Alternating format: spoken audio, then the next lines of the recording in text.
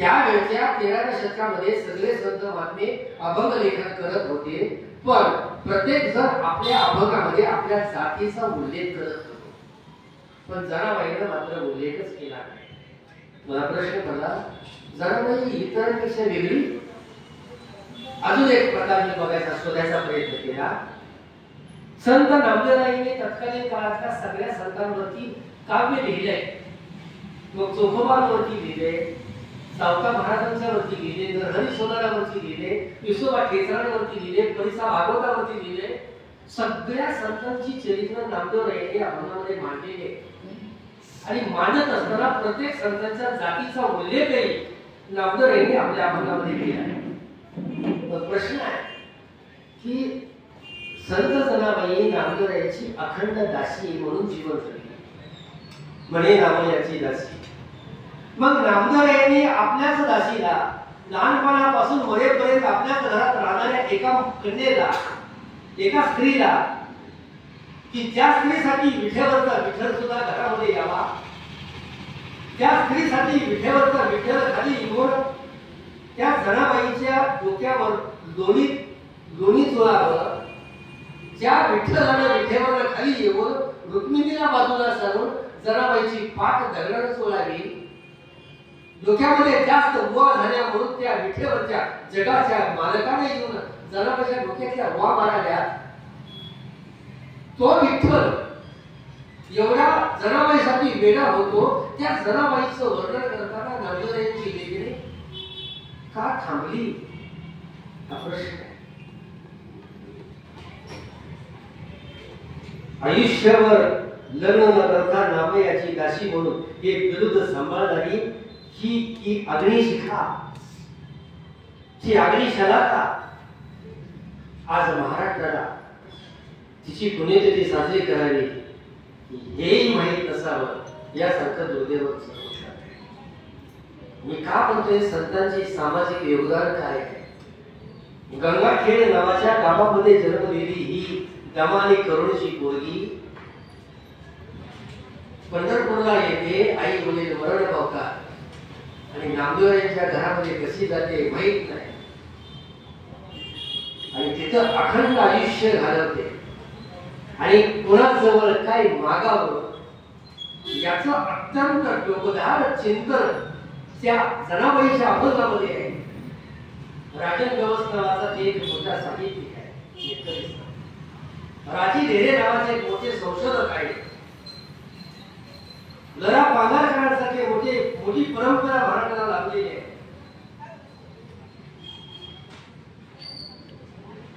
ढेरे काय म्हणतात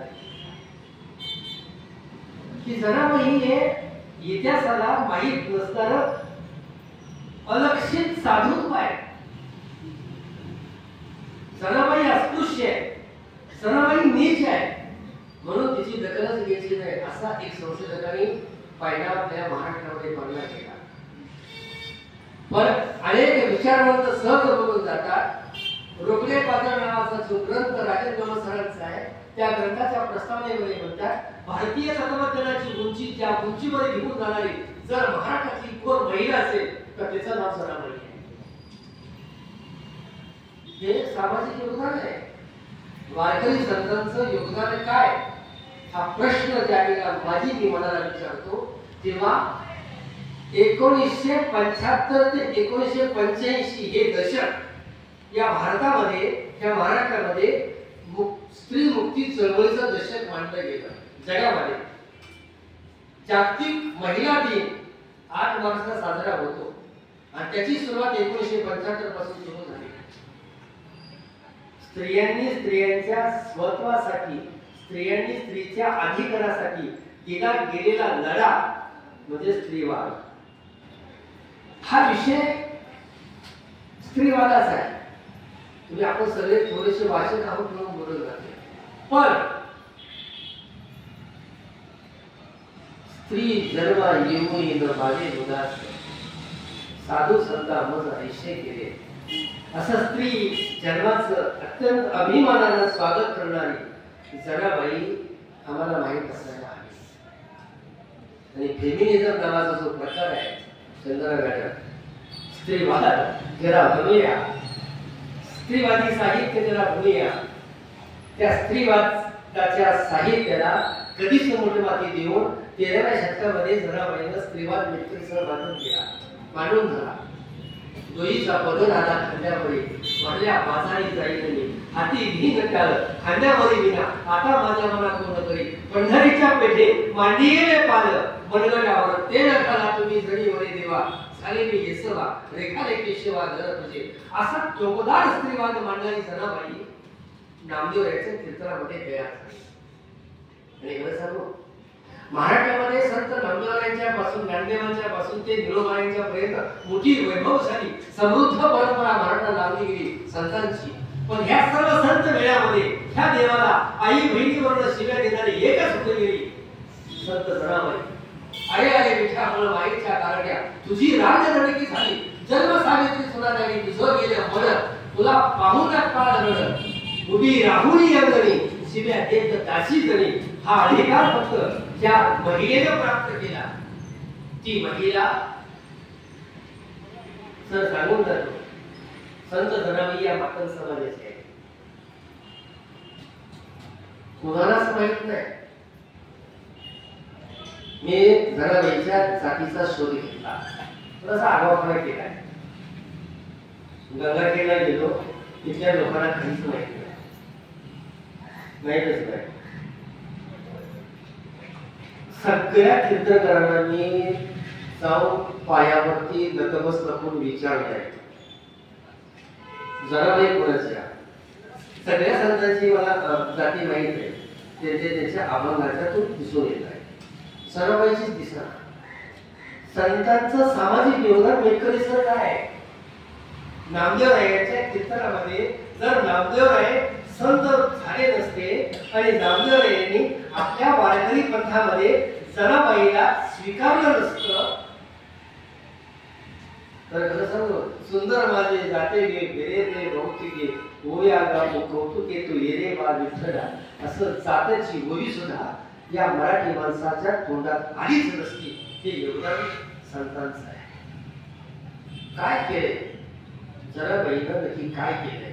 नामदेवरायांच्या कीर्तनामध्ये सोयरा माता, निर्मला आणि जनाबाई हे फार मोठं योगदान, फार मोठी रत्न मराठी माणसाला द्यायचं काम वारकरी संतांनी केलंय. हाच भाग इथं थांबतो, थोडस पुढे जातो. संत नामदेवरायांच्या वारकरी भक्ती चळवळीनं माझ्या माऊलीला सुद्धा स्थिर करायचं काम वारकरी संप्रदायाने केलं. मी फार टोकाचं बोलत जातोय. वारकरी भक्ती चळवळीनं ज्ञानदेवादी चारी भावनांना शुद्ध करायचं काम वारकरी चळवळीनंच केलं. त्याचं कारण आहे, आता थोडस नातं येतो. ज्ञानदेवानी ज्ञानेश्वरी लिहिली, शके 1272 ते टीका केली ज्ञानेश्वरी. सच्चिदानंद बाबा आगरे लेखक झाला. प्रश्न आहे की ज्यांच्या जन्माष्टमीच्या निमित्तानं हा उत्सव आहे, त्या भगवान कृष्ण परमात्म्याच्या मुखातून जी गीता बाहेर पडलेला, धर्मक्षेत्रे कुरुक्षेत्रे समवेता युवस्वा मामका पांडवाशेवा किंवा कुर्वत संजया, गीतेची सुरुवात एका शब्दाने झालेली आहे, धर्मक्षेत्रे कुरुक्षेत्रे समवेता युवस्वा. भगवान कृष्ण परमात्म्याच्या तोंडामध्ये आणि आपल्या भारताच्या पहिल्या तत्वज्ञानाच्या ग्रंथाची सुरुवात धर्म नावाच्या शब्दाने होते. आणि तोच ग्रंथ ज्ञानोबारायांनी भाष्य करण्यासाठी लिहिला गेलाय, निवडला गेलाय. माझ्या पुढे प्रश्न होता, मी अनेक वेळेला थोडस माझ्याच मनाला प्रश्न विचारत होतो, की ज्ञानदेवांनी ज्ञानेश्वरी लिहिण्यासाठी गीतेचीच निवड का केली? साधे साधे प्रश्न आहे. तर गीता नावाचा जो ग्रंथ आहे, तो ग्रंथ सर्व समावेशक ग्रंथ आहे. वेदांना सुद्धा बाजूला सारायचं काम ज्ञानदेवांनी केलं. जे खानची वेंकटी सांडो, जो जे वांछील तो ते लाभो, अशी व्यापक भूमिका असणारे ज्ञानदेव गीतेची निवड करतात.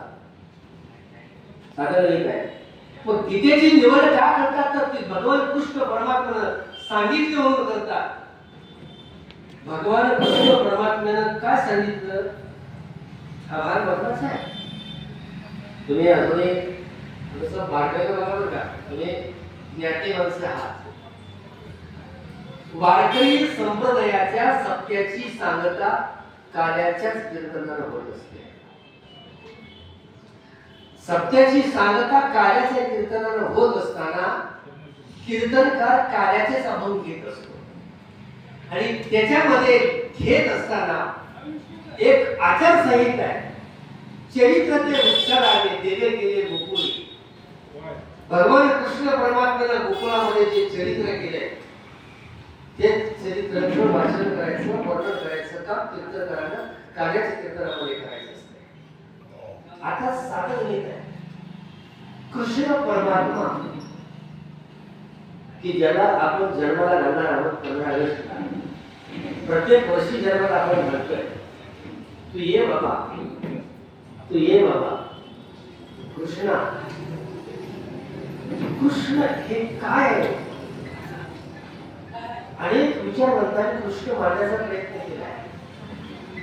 माझ्या ज्ञानोबाईंनी गीतेची निवड केली का ती कृष्णानं सांगितली म्हणून निवड केली. आता मला सांगा,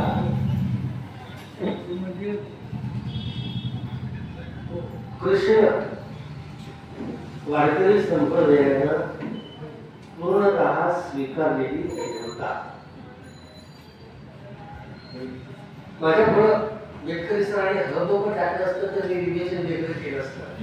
पण माझ्या नावाच्या पुढं प्राध्यापक डॉक्टर टाकल्यामुळे मी या गोष्टी बोलत जातोय. कृष्ण ही देवता स्वीकारली. कोणताही भक्ती संप्रदाय जन्म घेत असताना उपास्य देवतेची निवड करत असतो. तुम्ही बारकाईने बघा, वारकरी संप्रदायाच्या अगोदर महाराष्ट्रामध्ये पैठणला महानुभाव पंत जन्माला आला. पैठणलाच महानुभाव पंताची निर्मिती झाली आणि महानुभाव पंतांनी पहिल्यांदा कृष्ण निवडला. महानुभाव पंताच्या अगोदर या महाराष्ट्रामध्ये किंवा देशामध्ये नाथपंथ जन्माला आलेला होता आणि नाथपंथाचे अत्यंत धाडसी नाथ म्हणून आपण गोरक्षनाथांचा उल्लेख करतो. त्या गोरक्षनाथांनी कृष्ण देवतेला पूर्णतः स्वीकार केला. बघा, तसं नाथ परंपरा ही शंकरापासून चालत आलेली, आदिनाथापासून चालत आलेली, दत्त प्रभूपासून चालत आलेली परंपरा. पण गोरक्षनाथाने कृष्ण भक्ती स्वीकारली. नाथ संप्रदायातल्या गोरक्षनाथाने कृष्ण भक्ती स्वीकारली. महानुभाव पंथातल्या आचार्यांनी चक्रधरांनी पंचकृष्ण निवडला आणि वारकऱ्यांनी राम कृष्ण हरी या मंत्राचा स्वीकार केला. बघा ना, सहज बोलता बोलता मी म्हणून जातो राम कृष्ण राम.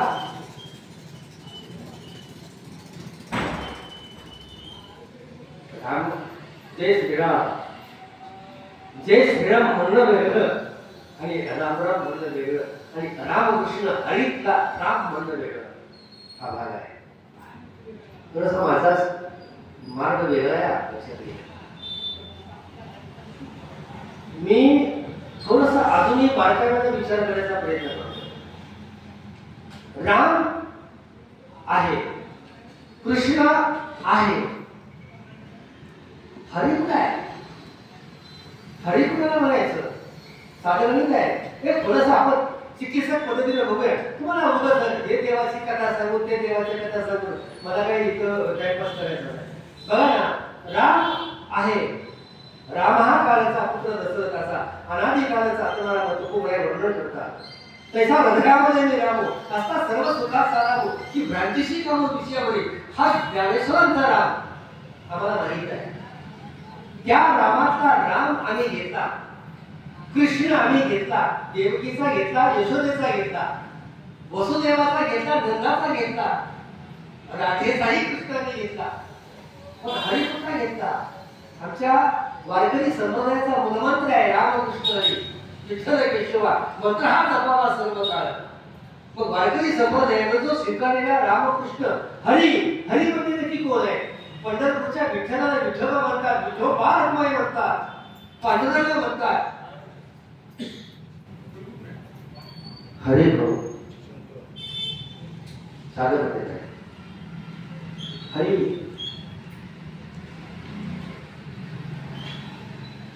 मी सांगून जाऊ, जास्त वाच नका, आवड होता. मी माहेश्वर तालुक्यात आहे. पश्चिमेकडे जर तोंड गेलं तर खंडोबाचं मंदिर मला दिसतं, कधी कधी दिसत नाही, पण पश्चिमेकडे बघितलं खंडोबा दिसतो, पूर्वेकडे बघितलं का पांडुरंग विठोबा दिसतो, आणि दक्षिणेकडे बघितलं का ज्योतिबा दिसतो. बा आणि हे आमच्या समाज जीवनामध्ये विठोबा विठोबा रखुमाई हे भजन आम्ही सुरुवातीला म्हणतो. ज्योतिबा आणि खंडोबा. खंडोबाची दाक्षिणात्य पार्श्वभूमी नावाचा एक ग्रंथ आहे प्राचीन लेखकांचा. त्यांनी खंडोबाची पार्श्वभूमी बनवण्याचा प्रयत्न केला. आणि मी 9 वर्ष पायीवारी केलेला माणूस आहे. आळंदी पंढरपूर जेजुरीजवळ पालखी आल्यानंतर भंडारा उधळला जातो. भंडारा आणि भंडारा उधळल्यानंतर तो जेव्हा मातीमध्ये पडतो ना, तेव्हा मातीने भंडारा ओळखूच येत नाही. मातीचा कलर हा भंडाऱ्यासारखा आहे. आणि भंडाऱ्याचा कलर घेत घेत घेत ज्ञानोबाईंची पालखी ज्या वेळेला पंढरपूरकडे जेव्हा प्रस्थान ठेवते आणि जेव्हा वेळापूर पासून जेव्हा आम्ही पंढरपूरकडे जेव्हा धावत जातो, तेव्हा आमचाच कलर मुख्यासारखा काळा झालेला असतोय. पंढरपूरच्या परिसरातल्या मातीचा कलरच मुख्यासारखा काळा कुट्ट आहे. आणि जेव्हा पंढरपूर पासून जेव्हा मी ज्योतिबाकडे बघू ना, तेव्हा ज्योतिबाच्या परिसराचा कलर हा फुलासारखा लाल आहे. या मातीचा कलर माझ्या खंडोबाईने बळवटी मागला गेला. या मातीचा कलर मुख्यासारखा माझ्या विठोबाच्या कपाळी मागला गेला. आणि याच मातीचा कलर माझ्या ज्योतिबाच्या कपाळी मागला गेला. म्हणून ज्योतिबाचा गुलाल, खंडोबाचा भांडारा आणि विठोबाचा फुका झाला गेला. हे मातीचे देव वारकरी संतांनी स्वीकारले. हे खरं संतांचं सामाजिक योगदान आहे. वारकऱ्यांनी पंढरीचा विठ्ठल का स्वीकारला? विठ्ठल तिष्ठती ती विठ्ठला. विठ्ठलावर वार यायला म्हणून तो विठ्ठल आहे. कोण आहे हा विठ्ठल? ही कथा सांगून जाऊ. सरोजिनी बाबर नावाची एक लेखिकेने मांडलेली ती कथा आहे. वेळ होते ना, एक कथा आहे. कर्नाटक मध्ये एका पाटलाच्या पोराचं लग्न केलं. पाटलानं लग्न केलं. पोराचं लग्न काय केलं? पोरगं फार अत्यंत वाट्य होतं, फार बिनधास्त करणारं होतं. आणि त्या पोराच्या वैतागानं बाप वैतागला. पाटलाचा पाटील आहे. त्याने पाटलाकडे अनेक गावाकडे तक्रार केली की तुझं पोरगं आवर आवर आवर आवर. आवरायचं म्हणजे काय? गळ्यात कोरोना बांधायचं. आमच्याकडे म्हण आहे, गळ्यात कोरोना बांधल्याने लग्न करून दे. आमच्या वैसर तालुक्यामध्ये पद्धत आहे. म्हणून पाटलाला सल्ला दिला कर्नाटकमध्ये. आणि पाटलानं पोराचं लग्न लावून दिलं. लग्न लावून 16वी झाली. आणि 16वी झाल्यानंतर दुसऱ्या दिवशी सकाळी पाटलानं पोराला बोलवलं, सांगितलं आता तुला या घरात थांबता येणार नाही, तो घराचा बाहेर गेलाय. पाटलानं चांगला निर्णय घेतला. पोरगा निघाला. पण पोरगा निघाल्यानंतर आमच्या संस्कृतीमध्ये, आमच्या धर्मामध्ये, हिंदू धर्मामध्ये बायकोला नवऱ्याच्या मागे जायचं असते. जसा रामचंद्र वनवासाला गेले, सीता माता मागत गेल्या, तसं आता सुद्धा नवऱ्याच्या पाठीमागे नवरीनं जायचं असते. म्हणून त्याची बायको पण माझ्या निघाली. ही कथा कुठे ऐकली नसेल बरं का, तुम्हाला सांगून जातो. नवरा बायको चालत चालत चालत चालत एका दंडकारण्य नावाचं अरण्य होतं. आणि त्या अरण्यामध्ये आले. आईने भाकरी बांधून दिली होत्या. भाकरी एका झाडाखाली बसली, भाकरी खाल्ली. आणि दोघं विचार करायला आता करायचं काय. तेव्हा नवरा म्हटला काही काळजी करू नका, आपण इथंच राहूया. एक झोपडे बांधूया आणि इथंच राहूया. 2 दिवस तिने झोपडे मस्तपैकी बांधून घेतलं. आता खायचं काय? भाकरी संपल्या, काळजी करू नकोस म्हणला. बायको पण शहाणी होती, नवरा पण थोडासा शहाणा झाला. बापाने घरात बाहेर काढलेला आहे. नवरा म्हणला जंगलामध्ये मी वाली नाट्य करतो, मोळ्या बांधतो आणि जंगलाच्या बाहेर जे नगर आहे त्या नगरामध्ये जातो, त्या मोळ्या विकतो आणि आलेल्या पैशातून शिदा आणतो, आपण जगूया. बायकोने त्यांना साथ केली. होता झालं असं की दिवस उलटत गेले. महिना झाला, 2-3 महिना झाला, 2 महिने झाले. आजूबाजूची सगळी वाळी लाकडं संपली. मेटकरी सर पोरगा थोडासा पश्चिमेकडे निघाला. एक दिवस लाकडं तोडत असताना त्या जंगलामध्ये एक अत्यंत देखणी तरुणी, ती पण मोळ्यात लाकडाची मोळ्या बांधत होती आणि तिला ते मोळी डोक्यावर जात नव्हती. तिला याला बघितलं आणि बोलवलं की म्हणजे कृपा करा मला ही मोळी उचलू लागला. एकांत आहे, जंगल आहे, ती मुलगी सुंदर आहे, हा तरुण आहे, ती तरुणी आहे, थोडीशी कल्पना करा. बोलणं तितपत योग्य आहे मला माहिती, त्यावर बोलून जाणार आहे. त्या मुलाला ती मोळी उचलत असताना थोड्या थांबल्या वाटलं तुझं नाव काय? तुझं नाव सांगितलं. तुझं राहते कुठं? तर म्हणजे शेजारच्या गावामध्ये राहते. तू दररोज इथून येते? म्हणजे होय. ठीक आहे, मला मी उद्याच्याला पण मी इथंच येणार आहे. ती मुलगी मोळी घेऊन गेली, मोळी विकली, ती तिच्या घरी गेली, हा गेला. पण घरी गेल्यानंतर त्याला मोळी विकल्यानंतर संध्याकाळी जेवण केल्यानंतर त्याला झोप काय लागेल ना की मुलगी पण एवढी दिसली. सकाळी लवकर उठला, पुन्हा त्याच मार्गाने गेला, ती मुलगी तिकडे आली. होता होता दररोज त्या दोघांचा सामना व्हायला लागला आणि सहवासातलं मैत्रीचं म्हणतात प्रेम वाटतं. ती दोघं एकमेकाच्या प्रेमामध्ये पडले.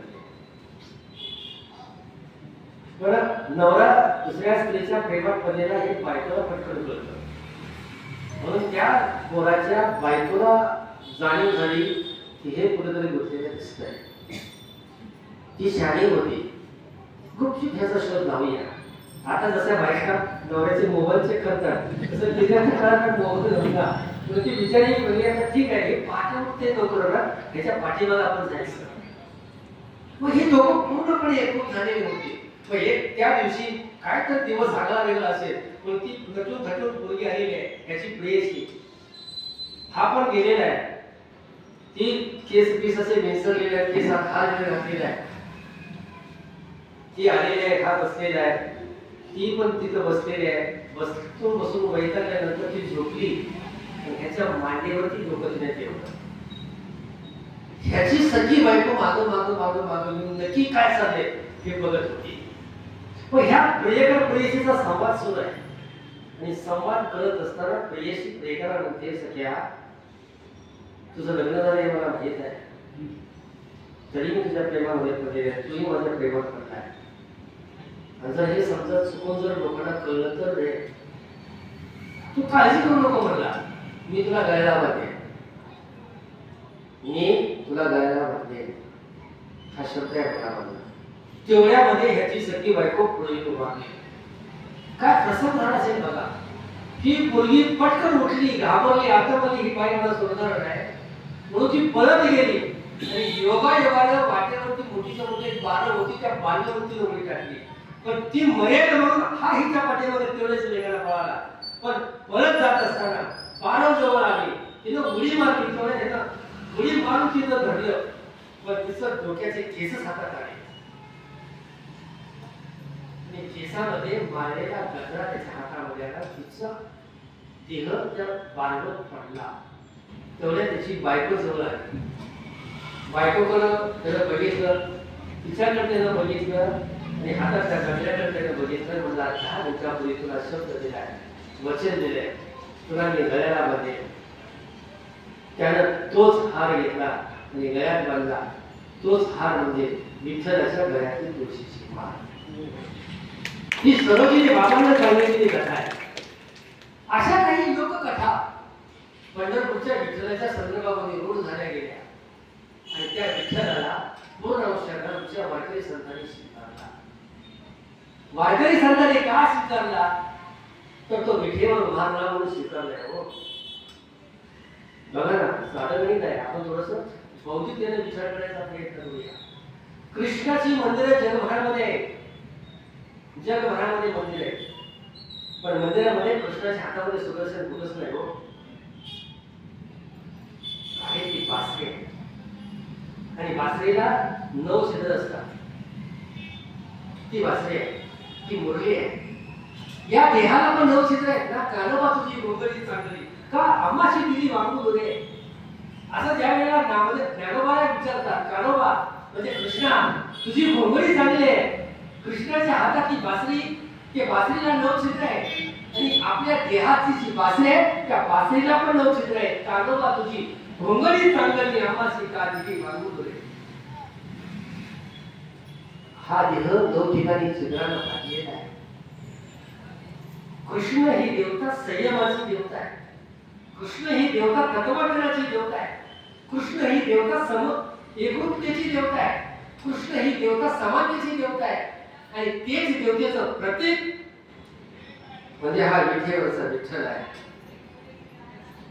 विठ्ठल नक्की कोण हा प्रश्न अनेक विचारवंतांना पडला. अनेक विचारवंतांना मी समारोपाकडे येतोय. मराठी संतांनी वर्णन केलेला तो परमात्मा आहे, जगदात्मा आहे, विश्वाचा जनित आहे, जेणे हे विश्व निर्मिले महर्षी देवा संस्थापले एकी स्वर्गात धरले सत्ता मात्र आपुरिया असा हा कृष्ण, असा हा विठ्ठल. डॉक्टर बाबासाहेब आंबेडकरांना सुद्धा प्रश्न पडला, विठ्ठल कोण आहे? तो आज विठोबा. लेखकरी सर बाबासाहेब आंबेडकर वयाच्या अंतिम टप्प्यामध्ये विठ्ठलाचा शोध घेण्यासाठी मुंबईवरून निघाले असताना लोणावळ्यामध्ये मुक्काम पडला. गाडी बंद पडली. 4 दिवसाच्या मुक्कामामध्ये 38 पानाचा शोध निबंध डॉक्टर बाबासाहेब आंबेडकर विठोबाच्या वरती लिहितात. वाच विठोबा. मराठी लिहिण्याने अत्यंत सुंदर वर्णन केले विठोबाचं. आणि माझ्या सगळ्या संतांनी या विठ्ठलाचं जे वर्णन केले ते अप्रतिम वर्णन केले. विठोबाचा लेकुरवाला संगे गोपालांचा मेळा हा जनाबाईचाच अभंग आहे. माझ्या जनाबाईला विठ्ठलामध्ये बाप दिसतोय, तो लेकुरवाला दिसतोय. बघा ना, थोडस बघा संतांचं सामाजिक योगदान काय. विठ्ठली सर हा विठ्ठल, त्या विठ्ठलाच्या खांद्यावर निवृत्ती हा खांद्यावर सोपानाचा हात होती. पुढे झाले ज्ञानेश्वर, मागे मुक्ताई सुंदर सोखा वंका कडेवरी नामा करंगुरुधरी. ज्या व्यवस्थेनं चोखोबाला गावकुसा बाहेर तेवढं गेलं, त्या चोखोबाला कडेवर घेणारा हा विठ्ठल हे संतांचं सामाजिक योगदान आहे. त्या ज्ञानदेवांना